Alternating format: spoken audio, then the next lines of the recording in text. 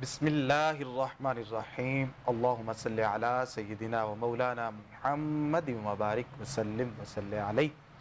السلام علیکم ناظرین، پروگرام حی علی الفلاح میں خوش آمدید، اور میں ہوں آپ کا میزبان سید زین الرضا۔ ناظرین، اس پروگرام کے اندر آپ ہمارے ساتھ کال کے ذریعے بات کرتے ہیں، اور آپ کے جتنے بھی آپ کے مسائل ہوتے ہیں، روحانی اعتبار سے ہوں، جسمانی اعتبار سے ہوں یا شرعی اعتبار سے ہوں، آپ ہمارے ساتھ شیئر کرتے ہیں، اور ہم یہاں پر موجود آپ کے تمام تر سوالات کے قرآن و سنت کی روشنی کے اندر جوابات پیش کرتے ہیں۔ ناظرین، اس کے علاوہ آپ کے جو خطوط ہوتے ہیں یا آپ کے جو میسیجز ہوتے ہیں، ان کو بھی ہم اپنے پروگرام کا حصہ بناتے ہیں۔ اس لیے یہ ناظرین جو پروگرام آپ کی خدمت کے لیے ہے، اس سے جتنا ہو سکے فائدہ اٹھائیں، اور سوالات جو ہیں وہ ہمارے ساتھ شیئر کریں، اپنی پریشانیاں، اپنی تکلیفیں، اپنی ٹینشنز، اپنی بیماریاں۔ انشاءاللہ جب ہم آپ کو قرآن مجید سے ثابت شدہ وظائف، قرآن پاک کی آیتیں، سورتیں، اسماء الحسنہ، یا نبی کریم صلی اللہ علیہ وسلم نے جو دعائیں سکھائی ہیں، وہ جب ہم آپ کو بتائیں گے اور آپ پڑھیں گے، تو انشاءاللہ دیکھیے گا کہ زندگی میں کس طرح تبدیلیاں آتی ہیں اور کس طرح یہ پریشانیاں دور ہوتی ہیں۔ آج جو آپ کے سوالات کے جوابات دینے کے لیے، آپ کی بیماریوں کا، آپ کی پریشانیوں کا حل بتانے کے لیے جو شخصیت موجود ہیں، نہایت ہی خوبصورت شخصیت ہیں، بڑی پیاری گفتگو فرماتے ہیں، قرآن و سنت کی روشنی کے اندر ہم سب کی رہنمائی کرتے ہیں۔ آپ سب کے ہمارے نہایت دل کے قریب اور پسندیدہ شخصیت جناب حضرت علامہ مولانا مفتی محمد عبداللہ ثاقب قادری صاحب۔ السلام علیکم وعلیکم السلام ورحمۃ اللہ وبرکاتہ۔ مفتی صاحب، خیریت سے ہیں؟ الحمدللہ، آپ خیریت سے؟ اللہ کا شکر، اللہ کا بڑا ماشاء اللہ۔ احسان۔ مفتی صاحب، آپ موجود ہیں، آپ کی موجودگی کا ہم فائدہ اٹھاتے ہیں، اور ہمیشہ آپ سے کوشش کرتے ہیں کہ کوئی نہ کوئی ایسی بات سیکھیں کہ جس سے ہماری دنیاوی زندگی کے اندر بھی فائدہ ہو، اخروی زندگی کے اندر بھی ہمیں فائدے ہوں، اور جو ہمارے ذہن کے اندر ایک کنسیپٹ ہوتے ہیں، جو سوالات ہوتے ہیں، وہ آپ کی بدولت ہم ان کو کلیئر کرتے ہیں، اور بہت ساری چیزیں سیکھتے ہیں جس کا ہمیں فائدہ حاصل ہوتا ہے۔ سب سے پہلے تو میں چاہوں گا کہ آج جو ہمارے پاس سوالات کافی جمع ہو چکے ہیں، تو ہم ان کو پہلے ڈسکس کر لیتے ہیں، پھر کچھ باتیں ایسی ہیں کہ جو میں آپ کے ساتھ شیئر کرنا چاہتا ہوں، میرے دل کے اندر کچھ باتیں ہیں، سوالات ہیں، شیئر کرنا چاہتا ہوں، وہ بھی آپ کے سامنے میں رکھوں گا۔ ہمارے لاہور کے ہی ہیں پروگرام دیکھنے والے، بڑی محبت کرتے ہیں، آپ کے لیے خصوصی سلام بھی بھیجا ہے۔ وعلیکم السلام۔ عبداللہ ان کا نام ہے، آپ کے نام کے ساتھ مماثلت بھی ہے، لاہور ہی سے تعلق ہے۔ مکان وغیرہ وہ بنا رہے تھے، اور کچھ ایسی پریشانیاں آئیں کہ ان کے وہ مکان وغیرہ وہیں پر رک گئے، آگے سلسلہ نہیں چل پا رہا، تو انہوں نے خصوصی دعا کا بھی کہا، اور ساتھ کہا کہ کچھ ہمیں بتائیے کہ ہم ایسا کچھ پڑھیں یا کوئی عمل اختیار کریں تاکہ وہ جو ہمارا جو سلسلہ ہے وہ پایہ تکمیل تک پہنچ جائے۔ بسم اللہ الرحمن الرحیم، والصلاة والسلام علی رسولہ الکریم۔ بہت شکریہ شاہ صاحب۔ جہاں تک تعلق ہے آج کے پروگرام کے پہلے سوال کا، تو گزارش یہ ہے کہ جب بھی کوئی نیا کام شروع کیا جائے تو قرآن و سنت کی روشنی میں اس کے آغاز میں اللہ رب العزت جل وعلا کی بارگاہ میں دعا کرنا، اللہ رب العزت کی اس موقع پہ تعریف بیان کرنا، اللہ کی بڑائی بیان کرنا، اور اللہ رب العزت کے نام سے ابتدا کرنا، صدقہ و خیرات کرنا، یہ وہ چیزیں ہیں جو اسلام ہماری رہنمائی فرماتا ہے۔ عمومی طور پر ہم جب کوئی نیا کام شروع کرتے ہیں تو ہم ان چیزوں کو نظر انداز کر دیتے ہیں، اور اگر کریں بھی تو وہ رسم نبھاتے ہوئے بس دعا کر لی اور کام شروع کر دیا، حالانکہ اس میں مکمل خشوع اور خضوع کی ضرورت ہوتی ہے۔ اللہ نے کرم فرمایا، آپ گھر بنانے کی طرف گئے یا نئے بزنس کے لانچ کی طرف گئے، تو یہ اللہ کا بہت بڑا کرم ہے آپ پر۔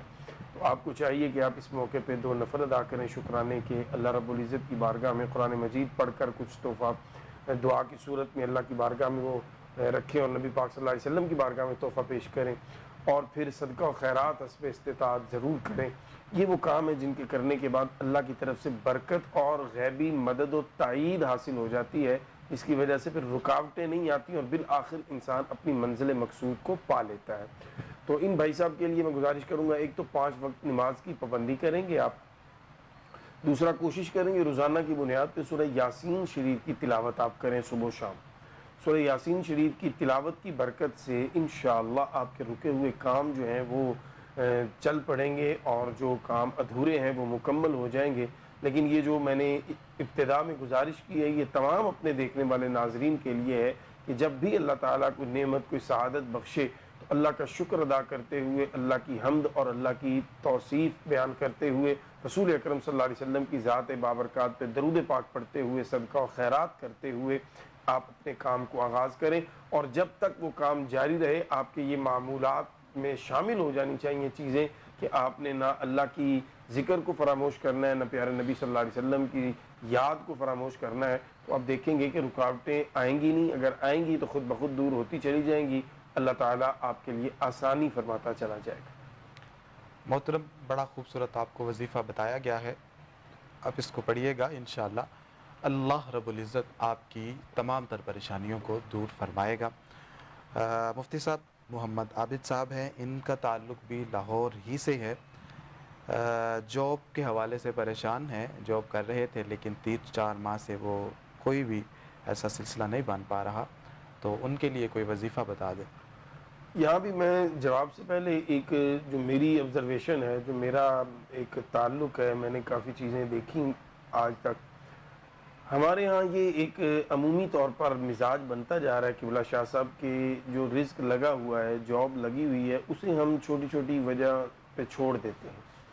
حالانکہ حدیث پاک میں رسول اللہ صلی اللہ تعالیٰ علیہ وسلم نے منع فرمایا ہے کہ لگی ہوئی روزی اور رزق جو ہے اسے مت چھوڑو، مت منہ پھیرو، اس سے اللہ کی یہ نعمت ہے جو آپ مل رہی ہے، اور جب آپ اللہ کی نعمت سے منہ پھیرتے ہیں تو پھر پریشانیاں ہوتی ہیں۔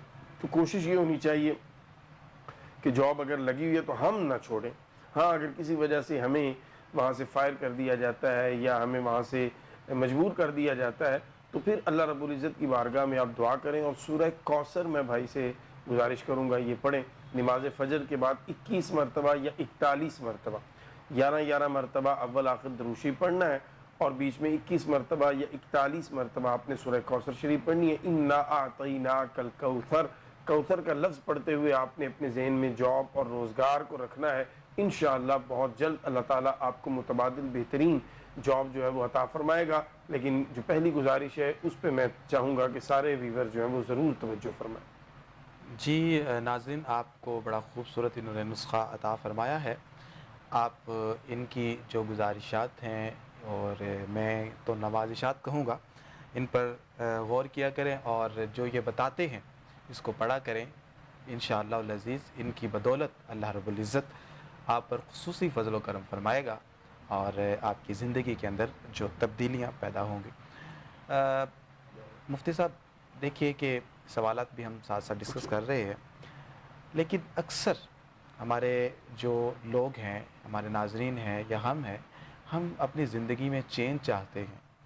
ہم چاہتے ہیں کہ کچھ کریں، اپنے لیے کریں، دوستوں کے لیے کریں، اپنے گھر والوں کے لیے کریں، ملک کے لیے، وطن کے لیے کریں، لیکن ارادہ کرتے ہیں اور اگلے دن وہ ارادہ ہی رہتا ہے، ایک خواب بن کر ختم ہو جاتا ہے، یا ایک دھواں بن کے وہ بات جو ہے وہ فنا ہو جاتی ہے۔ تو ایسا کیوں ہوتا ہے؟ اور اگر کسی شخص نے کسی کام کا ارادہ کر لیا ہے تو وہ پایا تکمیل تک پہنچنے کے لیے کیا کرے؟ کیونکہ ہمارے بزرگوں کی ایک بڑی تعداد ہے کہ جنہوں نے سوچا اور کر کے دکھایا۔ آپ اس حوالے سے کیا کہتے ہیں؟ بہت عمدہ بات ہے اور بہت اہم سوال ہے۔ میں سمجھتا ہوں کہ آج کل ہر بندہ اس سے کسی نہ کسی درجے میں ضرور جڑے گا آپ کے اس سوال سے۔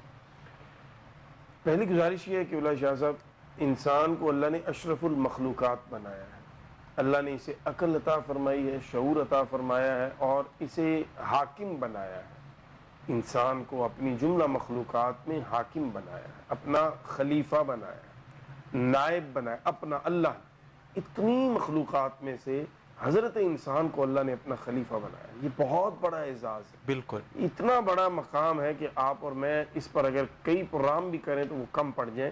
اتنا بڑا سٹیٹس ہے جس کو ہم نے کبھی سوچا بھی نہیں ہے۔ جب اللہ نے آپ کو اپنا خلیفہ بنایا ہے تو شاہ صاحب پھر اللہ نے آپ کے اندر بہت سی صلاحیتیں رکھی ہیں۔ ہم ان صلاحیتوں کو ڈبہ پیک لے کے واپس چلے جاتے ہیں، ہم استعمال ہی نہیں کرتے۔ ہاتھ پہ ہاتھ رکھ کے ہم ہمت ہار کے بیٹھ جاتے ہیں. انسان اللہ کا خلیفہ ہو کر ہاتھ پہ ہاتھ دھر کے بیٹھ جائے, مایوس ہو جائے, یہ تو توہین ہے انسان ہونے کی. انسان نے تو دیکھیں ارادہ کیا تو پہاڑوں کو چیر کے راستے بنا دیے, انسان نے ارادہ کیا تو سمندروں کے بیچ میں راستے بنا لیے, انسان نے ارادہ کیا تو فضاؤں کو چیرتا ہوا یہ جہاز بنا کے خلاؤں میں چلا گیا. یہ انسان کا ارادہ, اور انسان اس ارادے پر جب استقامت دکھا دے تو اللہ نے اس کو حاکم بنایا ہوا ہے. ہمارے ہاں جو اصل چیز ہے نا وہ یہ ہے, کمی جو رہ جاتی ہے, ہم ارادہ کرتے ہیں لیکن نہ انشاءاللہ کہتے ہیں, نہ ہم لا حول ولا قوت الا باللہ العلی العظیم کی اس روح اور فلسفے کو سمجھتے ہیں. جب بھی آنے والے وقت کا کوئی ارادہ کریں گے تو قرآن نے کہا وَلَا تَقُولَنَّ لِشَيْءٍ إِنِّي فَاعِلٌ ذَلِكَ غَدًا إِلَّا أَن يَشَاءَ اللَّهُ. یہ مت کہو کہ میں یہ کام کروں گا, جب بھی کہو تو یہ کہو اگر میرے اللہ نے چاہا. تو انشاءاللہ کہنا یہ ہمیں اپنی زندگی میں شامل کرنا ہے. دوسرا, جب بھی کسی کام کو کرنے لگیں, ارادہ کریں تو پہلے یہ اعلان کریں لا حول ولا قوت الا باللہ العلی العظیم, میں نہیں, میری طاقت نہیں, مگر میرے اللہ کے فضل سے یہ ممکن ہوگا, میرے اللہ کی توفیق سے یہ ممکن ہوگا. تو جب بھی آپ ارادہ باندھیں یہ دو چیزیں آپ اس ارادے کے ساتھ ضرور اپنے جوڑ کے رکھیں اور پھر اللہ سے دعا کریں, کیونکہ قرآن نے کہا نا وَشَاوِرْهُمْ فِي الْأَمْرِ, آپس میں مشاورت کرو. کوئی بھی کام کرنا ہے, کوئی بھی ارادہ باندھنا ہے تو پہلے مشاورت کریں اپنے گھر میں, اپنی فیملی میں, اپنے دوستوں میں, اپنے قریبی احباب سے, اپنے اساتذہ سے, اپنے بڑوں سے. جب اس مشاورت کے بعد کسی آپ فائنل فیصلے پہ پہنچ جائیں, فَإِذَا عَزَمْتَ, جب آپ پختہ ارادہ باندھ لیں کہ یہ کام میں نے کرنا ہے, فَتَوَكَّلْ عَلَى اللَّهِ, پھر اپنے رب پر بھروسہ کر لیجئے. ظاہری اسباب کو اختیار کرتے ہوئے اپنا 100% دیجئے, رزلٹ پھر اپنے اللہ پہ پورا بھروسہ رکھیے.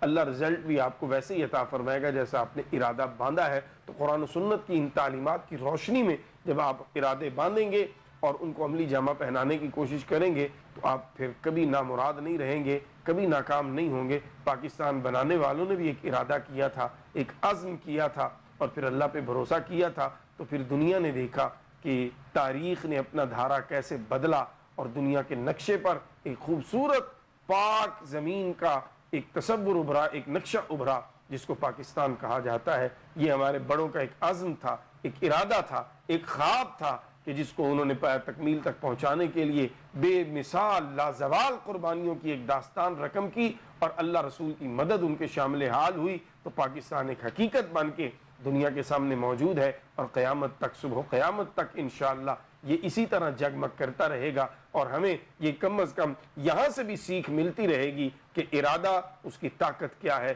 ارادے کو عملی جامہ پہنانے کے لیے جب ہم نکلیں گے تو کیا کیا مشکلات ہیں جن کو ہمیں فیس کرنا ہوگا. یہ ہمارے بڑوں نے عملی طور پر ہمیں ایک نہیں کئی موقعوں پہ تاریخ اسلام میں کر کے دکھایا ہے. لہٰذا مشاورت کیجئے, پختہ ارادہ کیجئے, اللہ پہ توکل کیجئے, انشاءاللہ کہیے لا حول ولا قوت الا باللہ العلی العظیم کا ورد کر کے اپنے رب کی بڑائی کو بیان کیجئے. انشاءاللہ کوئی ارادہ نامکمل نہیں رہے گا, کوئی ارادہ خواب نہیں رہے گا, کوئی ارادہ دھواں بن کے اڑے گا نہیں, بلکہ وہ آپ کے سامنے عملی صورت میں موجود ہوگا اور دنیا اس سے فیض یاب ہوگی. ماشاءاللہ, بڑا خوبصورت آپ نے جواب عنایت فرمایا. مفتی صاحب, ایک اور بھی اسی ہی طرح کا سوال ہمارے پاس موجود ہے. حافظ جنید صاحب ہے, انہوں نے سوال پوچھا ہے, ان کا تعلق گجرانوالہ سے ہے. وہ پوچھ رہے ہیں کہ جو گناہ ہیں کیا یہ نیکیوں میں تبدیل ہو جاتے ہیں؟ اس کی کوئی دلیل ہے یا گناہ جو ہیں وہ گناہ ہی رہیں گے اور نیکیاں نیکیاں ہی رہیں گی؟ اس حوالے سے رہنمائی فرما دیں. بہت اہم یہ بھی ایک پوائنٹ ہے کہ بلا شاہ صاحب, آج تو ماشاءاللہ جتنے سوالات آ رہے ہیں وہ بڑے ہی اہم ہیں اور میں سمجھتا ہوں کہ یہ ہمارے ویورز کے لیے آج بڑا اچھا موقع ہے بہت سے کانسیپٹ کلیئر کرنے کا اور بہت سی چیزیں سیکھنے کا. دیکھیے, یہ جو سوال بھائی نے کیا ہے اس کا جواب سورہ فرقان میں موجود ہے. خالق کائنات نے, بڑا کریم رب ہے میرا, یا ایھا الانسان ما غرک بربک الکریم, اے انسان تجھے تیرے رب کریم نے کس چیز نے تجھے تیرے رب کریم سے دور کر دیا, غافل کر دیا. وہ کریم, وہ رحیم رب جس کی بارگاہ میں توبہ کریں تو رسول اللہ صلی اللہ علیہ وسلم فرماتے ہیں تمہاری توبہ پر تمہارا رب راضی ہوتا ہے, تمہارا رب خوش ہوتا ہے کہ میرا بندہ پلٹ کے آیا ہے اور اس نے یہ مانا ہے کہ کوئی ہے جو اس کی خطاؤں کو معاف فرما سکتا ہے. اب وہ رب بھی کریم ہے، اور پھر انہو لقول رسول کریم، جن کا کلمہ ہم نے پڑھا وہ رسول بھی کریم ہے، انہو لقرآن کریم، اور جو ہماری مقدس کتاب ہے قرآن وہ بھی کریم ہے۔ کریموں کے درمیان میں ہم ہیں، ہماری خوش بختی ہے۔ رب کریم نے رسول کریم صلی اللہ علیہ وسلم کے وسیلہ، صدقہ اور نسبت کی وجہ سے ہم پر جو کرم فرمایا، سورہ فرقان نے اس کو بیان کیا، الا من تاب وآمن وعمل عملا صالحا۔ اللہ فرماتا ہے مگر وہ لوگ جنہوں نے توبہ کی، ایمان لائے اور نیک عمل کیے، پھر کیا ہوگا؟ اللہ ان کے گناہوں کو معاف فرما دے گا، اللہ ان کی خطاؤں کو معاف فرما دے گا، اللہ ان کی لغزشوں کو معاف فرما دے گا۔ کیا صرف معاف فرما دے گا؟ نہیں، پھر کیا ہوگا؟ خالق کائنات میں سمجھانے کے لیے مثال دیتا ہوں کہ بلا شاہ صاحب، ایک بندے نے 1,00,000 گناہ کیا ہے، 1,00,000 گناہ کے بعد اس کے دل میں اللہ نے ڈالا، کیونکہ یہ بھی اللہ کی طرف سے ہوتا ہے کہ توبہ کرو۔ اب اس نے صدق کے دل سے توبہ کر لی، اور آنے والی زندگی میں اس نے اچھے اعمال، نیک اعمال، رب رسول کی فرما برداری کا آغاز کر دیا، تو اللہ رب العزت فرشتے کو حکم دیتا ہے کہ اس کے گناہ مٹا دو۔ اب وہ گناہ مٹاتا ہے، تو جب 1,00,000 کا فگر آئے گا، سمجھانے کے لیے میں اپنے ویورز کو، 1,00,000 کا فگر جب آئے گا وہ مٹانے لگے گا، تو رب فرمائے گا نہیں، یہ لکھا رہنے دو، صرف گناہ اس کے سامنے سے مٹا دو۔ اب گناہ مٹ گئے، 1,00,000 لکھا ہوا ہے، یا اللہ یہ 1,00,000 کے آگے کیا لکھیں، کیونکہ سمجھ نہیں آ رہا اب 1,00,000 نیکی ہے، گناہ ہے، بدی ہے، اچھائی ہے، کیا ہے؟ تو قرآن کہتا ہے فَأُولَٰئِكَ يُبَدِّلُ اللَّهُ سَيِّئَاتِهِمْ حَسَنَاتٍ۔ کہاں سے لاؤ گے ایسا کریم رب؟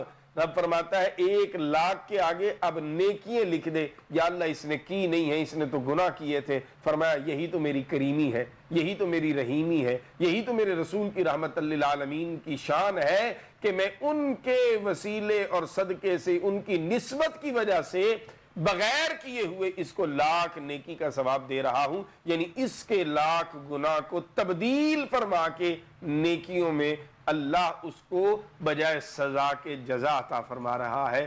یہ اتنا بڑا کرم ہے میرے اللہ کا، یہ میں تو کہتا ہوں قرآن مجید کی ہر آیت پر میں قربان، لیکن یہ آیت ایسی ہے کہ جتنی بار پڑھی جاتی ہے، جتنی بار سنی جاتی ہے، ایمان کی تازگی بھی ہوتی ہے، اور ہم جیسے گناہگاروں کا حوصلہ بھی بڑھتا ہے کہ اس ایسے کریم رب کے ہم ماننے والے ہیں، ایسے کریم رب کی بارگاہ میں سجدہ کرنے والے ہیں، ایسے عظیم معبود سے ہم اپنی عبدیت کا رشتہ رکھتے ہیں، اور ایسے کریم اور رحیم رسول صلی اللہ علیہ وسلم کے غلام ہیں کہ یہ نسبتیں اتنی اعلیٰ ہیں، یہ اتنی عرفہ نسبتیں ہیں کہ ہمارے گناہوں کو بھی رب نیکیوں میں تبدیل فرما دیتا ہے۔ کہیں دنیا میں ایسا نہیں ہوتا، صرف رب کی بارگاہ میں ایسا ہوتا ہے۔ تو میں اپنے تمام مسلمان بھائیوں سے، آپ کے توسل سے، اس کیمرے کے توسل سے یہ ضرور عرض کرنا چاہوں گا کہ اگر پھر بھی ہم نہ بخشے جائیں، اگر پھر بھی ہم جہنم میں گریں، پھر بھی اگر ہم نہ قیامت کے دن سرخرو ہوں، تو سوائے ہماری سستی اور کوتاہی اور غفلت اور بدقسمتی کے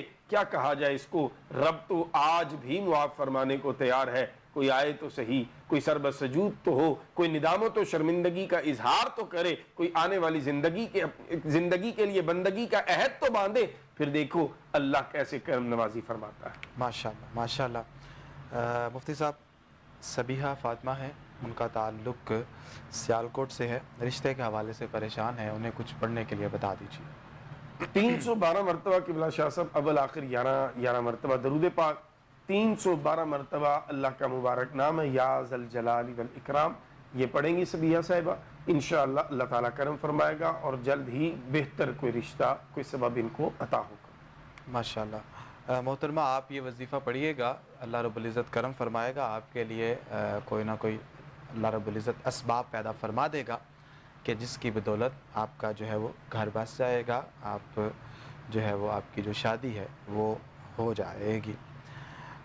اس کے علاوہ منیر حسین صاحب ہیں، لاہور ہی سے ان کا تعلق ہے، اپنا کاروبار کرتے تھے، ابھی بھی کر رہے ہیں، لیکن اب کاروبار ویسا نہیں ہے جیسا ماضی میں تھا، تو اس حوالے سے انہیں کچھ پڑھنے کے لیے بتا دیجئے، کوئی ایسا نقش اگر وہ اپنی دکان میں رکھنا چاہیں تو اس حوالے سے بھی ان کی رہنمائی فرما دیں۔ دیکھیے قبلہ شاہ صاحب، میں یہ بھی ایک جرنل بات پہلے کر دوں، جتنے میرے کاروباری بھائی ہیں، یہ جتنے برسر روزگار میرے بھائی ہیں، میری ان سے گزارش ہوگی کہ آپ اپنی آمدن کی 1% مختص کر دیں، 1% کر لیں، 2% کر لیں، ½ % کر لیں، 100 میں سے 1 روپیہ کر لیں، 100 میں سے 2 روپے کر لیں، جتنی آپ کو اللہ ہمت دے، توفیق دے، ہر مہینے، اور اگر روزانہ کی بنیاد پہ کاروباری بھائی کرنا چاہیں تو روزانہ آپ وہ رقم اپنی آمدن میں سے راہ خدا میں دیں۔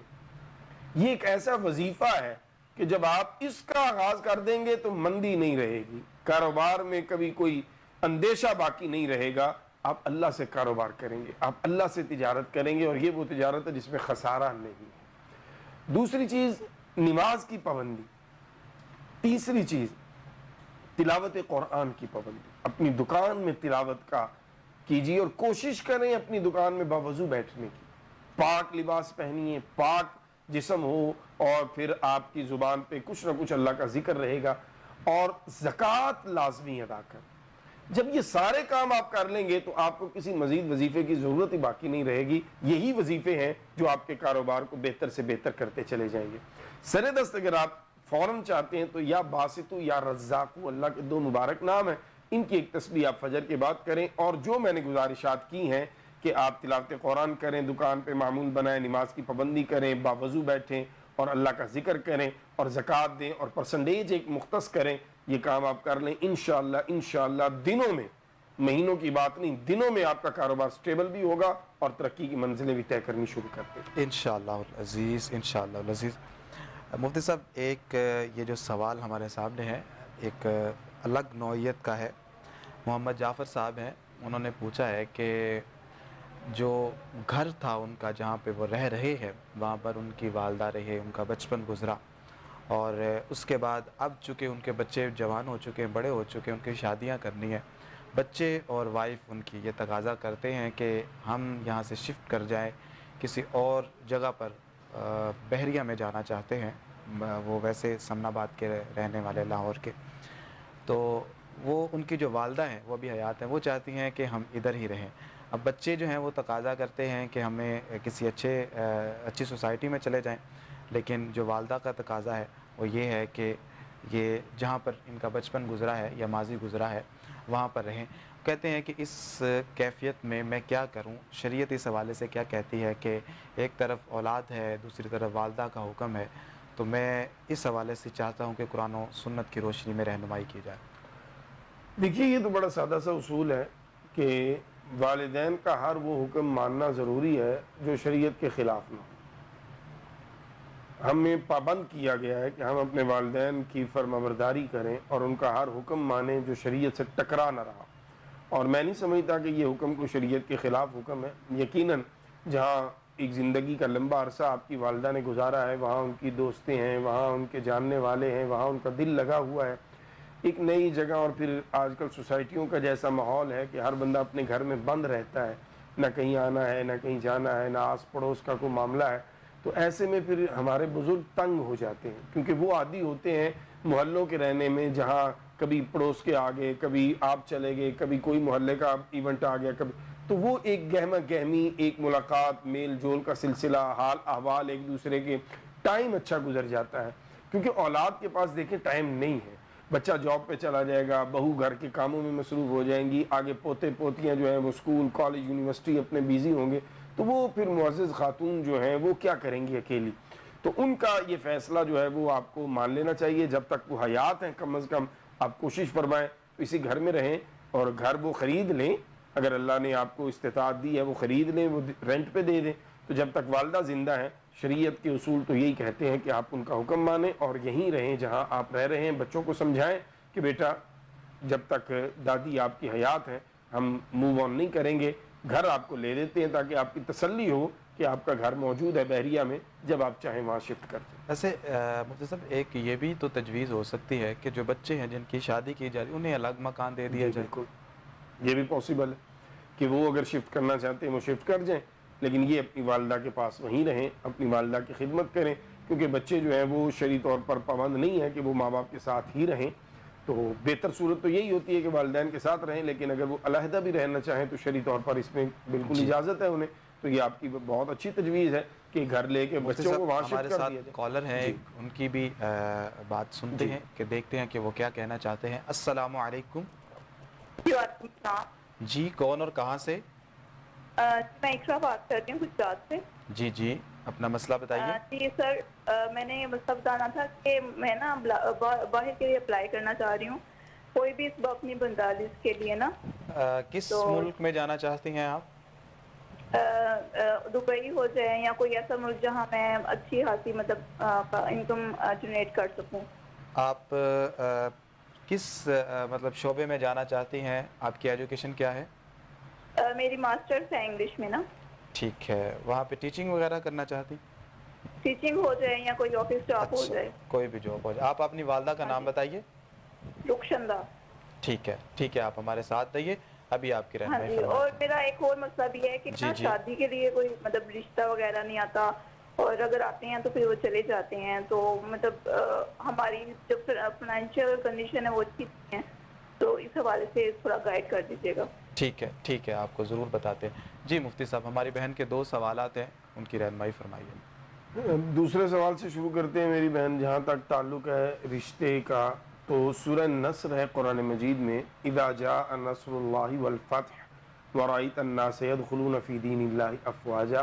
یہ اگر آخر سے آئے آپ قل اعوذ برب الناس سے، تو یہ 5ویں صورت بنے گی. 70 مرتبہ میری بہن روزانہ آپ نے اس کو پڑھنا ہے. آپ پڑھ لیں، آپ کی والدہ پڑھ لیں، انشاءاللہ اللہ نے چاہا تو آپ کے لیے رشتے کا معاملہ حل ہو جائے.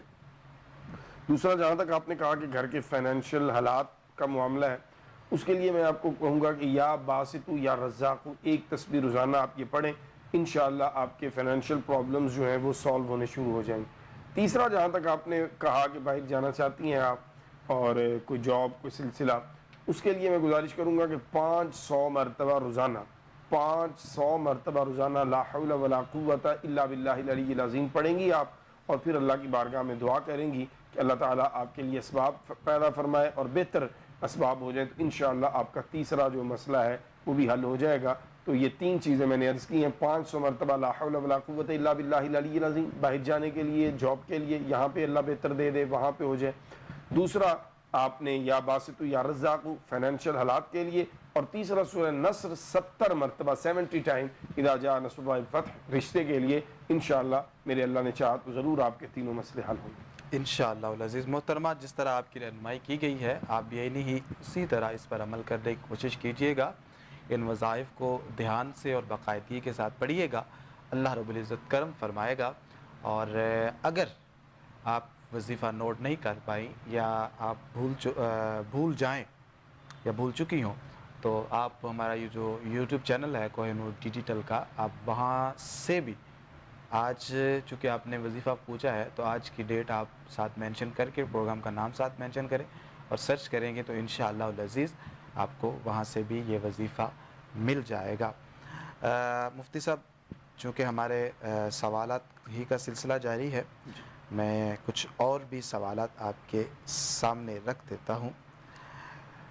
علیزہ فاطمہ ہیں، ان کا تعلق بہاولپور سے ہے اور وہ بھی رشتے کے حوالے سے پریشان ہیں. انہیں کچھ بتا دیجیے. سورہ زلزال جو ہے وہ یہ پڑھیں 41 مرتبہ. جی، اذا زلزلت الارض زلزالہا 41 مرتبہ یہ روزانہ پڑھیں. اول آخر 9 مرتبہ درود پاک.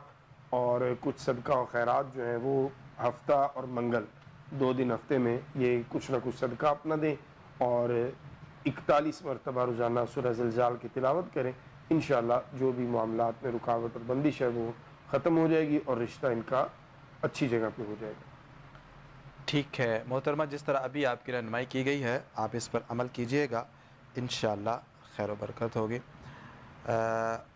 مفتی صاحب آمنہ ہیں، ان کا تعلق رحیمیار خان سے ہے. ان کی اپنی ایک بوتیک کی دکان ہے، ایک کاروبار ہے، ایک سلسلہ ہے، اور وہ چاہتی ہیں کہ وہ بیرون ملک شفٹ کر جائیں کیونکہ بچے ان کے جو ہے وہ وہاں پر جا رہے ہیں. ان کا ایک اپنا سلسلہ ہے، یہاں پر کاروبار اچھا ہے. انہوں نے پوچھا ہے کہ میرے لیے وہاں پر جانا بہتر ہے یا میں پاکستان میں رہ کر جو اپنا کام کر رہی ہوں وہ کروں. اس حوالے سے آپ ان کی رہنمائی فرما دیں. دیکھیے، جب اس طرح کے سوال ہوتے ہیں نا قبلہ شاہ صاحب، اس میں حتمی طور پر تو ہم کچھ نہیں کہہ سکتے، کیونکہ یہاں ایک ان کا سلسلہ چلا ہوا ہے، نئی جگہ پہ جائیں گی تو ٹائم لگے گا ان کو اسٹیبلش ہونے میں۔ ان کی والدہ کا نام نسرین ہے، وہ جی۔ بھی اس پیرائے میں آپ ذرا تفصیلی رہنمائی فرمائیں۔ بہتر تو یہی رہے گا کہ یہ اپنا کاروبار جو ہے اسی کو توجہ دیں اور اسی کو چلائیں، اور وہاں پہ یہ اپنے بچوں کے ذریعے سے اپنی کوئی برانچ جو ہے وہ لانچ کریں کچھ عرصہ، اور جب وہاں پہ ان کا کام تھوڑا سا سٹیبل ہو تو پھر یہاں سے یہ کلوز کر کے وہاں شفٹ کر جائیں۔ فوری طور پر یہ سارا کچھ یہاں سے کر کے وہاں شفٹ کریں گی تو پھر وہاں پہ معاملات تھوڑے سے ابتدا میں مشکل اور پریشانی کے ہیں، جو کہ ان کے لیے بڑا کرائسس بن جائے گا۔ تو بہتر صورت یہ ہے کہ یہ جو بچے ان کے شفٹ کر رہے ہیں ان میں سے کوئی بیٹی کوئی بہو جو اس کام کو سمجھتی ہیں ان کے ذریعے یہ وہاں پہ اس کا آغاز کر دیں، اور وہ جو پہلے مشکلات کا زمانہ ہے وہ جب گزر جائے اور وہاں پہ کاروبار جو ہے وہ تھوڑا سا رننگ میں آ جائے تو پھر یہاں سے یہ کلوز کر کے چلی جائیں۔ یہ ان کے لیے زیادہ سوٹیبل اور بہتر نظر آ رہا ہے استخارہ کی روشنی۔ اس مناسبت سے انہیں کچھ پڑھنے کے لیے بھی بتا دیجئے۔ پڑھنے کے لیے اللہ الصمد سورہ اخلاص کی آیت 21 مرتبہ روزانہ یہ پڑھیں گی، اللہ الصمد، اور اس کے علاوہ لا حول ولا قوت الا باللہ العلی العظیم کی ایک تسبیح یہ روزانہ پڑھیں گی اور اللہ سے مدد مانگیں گی۔ انشاءاللہ اللہ تعالیٰ بہت جلد وہاں بھی ان کے معاملات بہتر فرمائے گا اور پھر یہاں سے شفٹ کرتے ہیں۔ مفتی صاحب محمد اسلم صاحب ہیں، ان کا تعلق قصور سے ہے، تقریباً 4 سال ہو چکے ہیں، ان کی شادی کو اولاد نہیں ہے، اس حوالے سے انہیں کچھ پڑھنے کے لیے بتا دیجئے، کوئی حل بتا دیجئے۔ قرآن مجید کی ایک آیت ہے، ربی حبلی من الصالحین، ربی حبلی من الصالحین، صبح ایک تسبیح اس کی کریں گے، اور رات کو سونے سے پہلے ایک تسبیح ربی لا تذرنی فردا وانت خیر الوارثین، ربی حبلی من الصالحین فجر کے بعد، اور رات کو سونے سے پہلے ربی لا تذرنی فردا وانت خیر الوارثین ایک تسبیح اس کی اول آخر 11 مرتبہ درود پاک۔ انشاءاللہ اللہ تعالیٰ جلد اولاد کی نعمت عطا فرمائے۔ انشاءاللہ۔ اور میڈیکل ٹریٹمنٹ جو چل رہا ہے اسے جاری رکھیں گے، اسے نہیں چھوڑیں گے، نماز کی پابندی کریں گے۔ جی محترم، جس طرح بھی آپ کی رہنمائی کی گئی ہے آپ اس پر عمل کیجئے گا، انشاءاللہ اللہ رب العزت کرم فرمائے گا۔ اچھا مفتی صاحب، ابھی جب آپ ہمیں بتا رہے تھے کہ جو گناہ ہوتے ہیں اللہ رب العزت ان کو بھی نیکیوں میں تبدیل فرما دیتا ہے، یہ قرآن پاک سے ثابت ہے۔ اچھا، کچھ لوگ یا ہم جیسے زمانے میں یہ دیکھنے کو ملتا ہے کہ کسی گناہ سے توبہ کی جاتی ہے اور پھر کچھ عرصے کے بعد وہ گناہ جو ہے کہیں نہ کہیں چاہتے نہ چاہتے وہ دوبارہ اس گناہ کے اندر مطلب رغبت ہو جاتی ہے یا اس طرف مائل ہو جاتے ہیں، لیکن دل میں خوف بھی ہوتا ہے۔ تو ایسی کیفیت میں انسان کیا کرے؟ اور اگر انسان بار بار توبہ کرتا ہے اور پھر اس کی توبہ ٹوٹ رہی ہے، ایسے شخص کے بارے میں کیا حکم ہے؟ اور ساتھ یہ بھی ایک چیز ایڈ کر دیجئے گا کہ اگر انسان توبہ کی امید پر گناہ کرتا ہے تو اس کے لیے اللہ رب العزت کا کیا حکم ہے؟ میں آپ کے آخری سوال سے شروع کرتا ہوں۔ جی توبہ کی امید پر گناہ کرنا یہ بہت بڑی جسارت ہے۔ جی، یہ مختصر دیجئے گا جواب، جی چونکہ ہم اختتام کی طرف جی بڑھ رہے ہیں۔ یہ بہت بڑی جسارت ہے اور اس کی اسلام میں کوئی گنجائش نہیں، کوئی معافی نہیں، ٹھیک ہے۔ بہت سخت سزا ہوگی۔ جی جہاں تک تعلق ہے دوسری بات کا کہ انسان سچی توبہ کرتا ہے، توبہ کے وقت اس کا ارادہ بھی سچا ہے، اس کی نیت بھی خالص ہے، پھر اس سے غلطی ہو جاتی ہے اور پھر وہ توبہ کرتا ہے، تو ایسی توبہ وہ جتنی بار کرے گا اللہ کی بارگاہ سے امید ہے اللہ اس کی توبہ کو قبول فرمائے گا اور وہ باعث ملامت نہیں ہوگا، اس کی ملامت نہیں کی جائے گی، اس کو برا بھلا نہیں کہا جائے گا۔ اس کے لیے دعا ضرور کیجئے کہ اللہ اس کے لیے استقامت فرمائے اور آسانی فرمائے، لیکن ایسا بندہ اللہ کی بارگاہ میں اگر سچی توبہ کر رہا ہے تو وہ یقیناً اللہ کی بارگاہ میں مقبول ہوگا۔ ماشاءاللہ۔ مفتی صاحب آپ تشریف لائے، آپ نے ہم سب کی بڑی خوبصورت انداز میں رہنمائی فرمائی۔ اللہ رب العزت آپ کے علم عمل میں برکت عطا فرمائے۔ آپ کی تشریف آوری کا تہہ دل سے شکر گزار ہوں۔ ناظرین، آپ میں جتنے لوگوں نے سوالات بھیجے یا ہمیں کالز کی، اللہ رب العزت سب کی پریشانیوں کو دور فرمائے، سب پر اپنا خصوصی فضل و کرم فرمائے۔ ہمارا یہ جو پروگرام ہے اختتام پذیر ہوا چاہتا ہے، اپنے میزبان سید ذہن الرضا کو اس کی پوری ٹیم کے ساتھ اجازت دیجیے۔ اللہ حافظ۔ مفتی صاحب دعا فرما دیجیے۔ الحمدللہ رب العالمین والصلاة والسلام علی سید الانبیاء والمرسلین، ربنا آتنا فی الدنیا حسنہ وفی الآخرۃ حسنہ وقنا عذاب النار۔ اے میرے اللہ، جتنے احباب نے کالز کی یا جو سوالات واٹس ایپ کے ذریعے دیگر ذرائع سے ہم تک پہنچے اور ہم نے قرآن و سنت کی روشنی میں تیرے فضل و توفیق سے آقا کریم صلی اللہ علیہ وسلم کی نگاہ رحمت کے تصدق ان کا جواب دینے کی کوشش کی۔ اے میرے اللہ اس سب کو اپنی پاک بارگاہ میں قبول فرما، جو ہم نے عرض کیا اس میں تاثیر پیدا فرما، اس میں لوگوں کے لیے بھلائی اور نفع فرما۔ اے میرے اللہ لوگوں کی پریشانیاں ختم فرما، مشکلات آسان فرما، جو رشتوں کے حوالہ سے پریشان ہیں میرے اللہ بہتر رشتے عطا فرما، جو رزق اور کاروبار کے حوالہ سے پریشان ہیں ان کو حلال رزق وافر عطا فرما، کاروباروں میں بہتری اور ترقی عطا فرما، جو اولاد کے حوالہ سے پریشان ہے کریم آقا صلی اللہ علیہ وسلم کا صدقہ ان کو اولاد نرینہ عطا فرما۔ اے میرے اللہ جن جن احباب نے جو جو حاجات تیری بارگاہ میں پیش کی ہم عرض گزار ہیں، سب کی نیک حاجات کو پورا فرما، سب کی نیک دعاؤں کو قبول فرما۔ وطن عزیز پاکستان کو استحکام، ترقی، امن، سلامتی، خوشحالی نصیب فرما۔ اے میرے اللہ اس خطہ زمین کو ہمیشہ بہار والا بنا۔ اے میرے اللہ عالم اسلام کی خیر فرما۔ ربنا تقبل منا انک انت السمیع العلیم۔